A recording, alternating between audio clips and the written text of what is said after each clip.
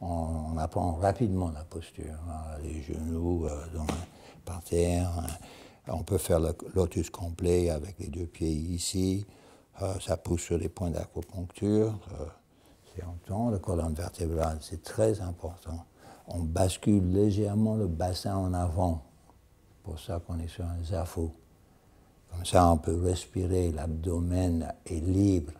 Et avec l'inspiration ou l'expiration, il y a vraiment une liberté de mouvement de le diaphragme.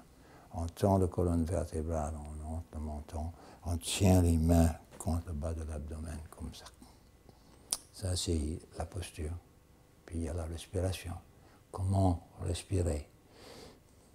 Dans les anciens temps, il fallait pratiquer 10 ans avant qu'on vous explique ça. C'était secret. Mais aujourd'hui, rien n'est secret. Alors, on dit tout de suite, stunk, stunk, stunk. Et puis, respiration, c'est lent, c'est profond. Mais ce n'est pas une question de quantité d'air. C'est une question de, si on peut dire, qualité. Comment on inspire? Comment on expire? On s'en moque de comment on inspire, en fin de compte. Ça, si on n'inspire pas, on meurt, on n'a pas d'air. C'est comment on expire. Et puis, avec l'expiration, le bas de l'abdomen gonfle. Ce n'est pas le contraire comme dans le yoga. Eux, ils font une respiration totalement opposée. Et eux, quand ils expirent, le bassin entre l'abdomen. Nous, c'est le contraire. C'est une question, pas forcément d'air, mais de mouvement de muscles. Et l'esprit. Et qu'est-ce qu'on fait avec l'esprit? C'est ça. On souffle pendant quelques années en posture, mais quand on ne souffle plus, on est confronté par son esprit. Et qu'est-ce qu'on fait avec son esprit? On ne fait rien avec son esprit, et ça, il faut le faire. Imaginez de ne rien faire avec votre esprit. Vous êtes assis devant un mur, vous n'avez rien à faire. Vous ne pouvez pas bouger, vous n'allez pas fumer une cigarette, vous n'allez pas le prendre au téléphone. Il n'y a pas de téléphone, hein. Vous êtes avec les autres, hein. Vous ne bougez pas. Et qu'est-ce que vous faites avec votre esprit? Laissez toute la terre entière venir dans votre esprit. Toutes les pensées existantes, on n'élimine rien. Dans le zen du plus haut niveau, c'est ouvert, c'est complètement ouvert. Il ne faut pas bloquer, il ne faut pas commencer à juger, ça c'est pas bon. Ah, ce pensée-là, oh, je ne le veux pas, il n'est pas bon. Ah, celui-là, je peux faire. Non. Mais ça prend du temps. Alors, ce qu'on dit, c'est laisser passer les pensées. Avec chaque expiration, plus de pensées. Mais c'est important qu'ils reviennent. Mais qu'on ne les suit pas, on n'est pas collé dessus. On ne fait pas comme un train, des wagons qui s'accrochent et après, bon, on perd son temps. Comme tout le monde, d'ailleurs. Mais c'est ça qu'on essaie de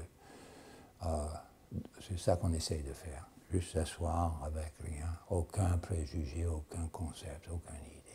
Juste en face de soi-même. Et d'abord, il y a l'ego, tout rebelle, la rébellion est énorme. La plupart des gens quittent pas à cause de la douleur.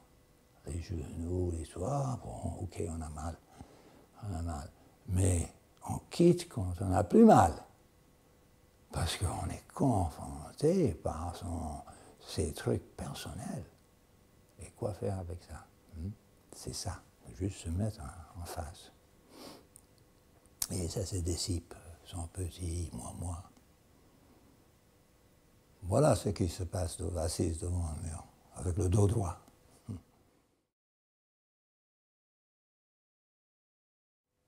Si on a des combats, il faut les faire. Il faut aller avec vos combats. Il ne faut pas les bloquer non plus.